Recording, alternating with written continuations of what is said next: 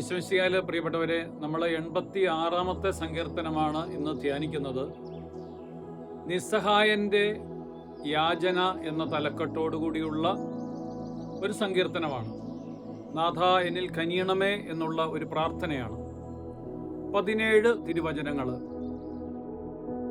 നാഥ എന്നിൽ കനിയണമേ എന്ന ദാവീദിന്റെ പ്രാർത്ഥന എന്ന തലക്കെട്ടോടുകൂടി 3 സങ്കീർത്തനങ്ങളിൽ ഒന്നാണിത്.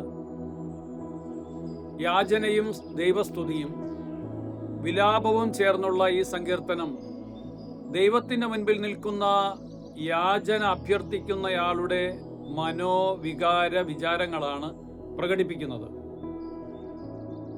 ദൈവത്തിൻ്റെ വഴികളിൽ വ്യാപരിക്കുന്നതിനും അവിടത്തോട് ചേർന്ന് നിൽക്കുന്നതിനും ദൈവഭക്തൻ അപേക്ഷിക്കുന്നു.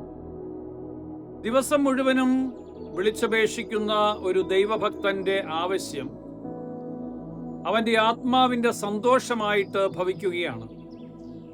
ദൈവത്തെ സ്തുതിക്കുകയും മഹത്വപ്പെടുത്തുകയും ചെയ്യുകയാണ് അവന്റെ ലക്ഷ്യം. ശത്രുവിന്റെ കരങ്ങളിൽ നിന്നും രക്ഷിച്ച് ദൈവത്തിന്റെ സംരക്ഷണയിൽ കാത്തുകൊള്ളണമെന്നാണ് അവൻ അപേക്ഷിക്കുന്നത്.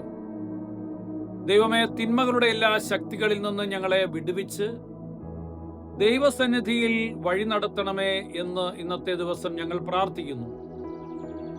ദൈവ സാന്നിധ്യത്താൽ എന്നെ വലയം ചെയ്യണമേ.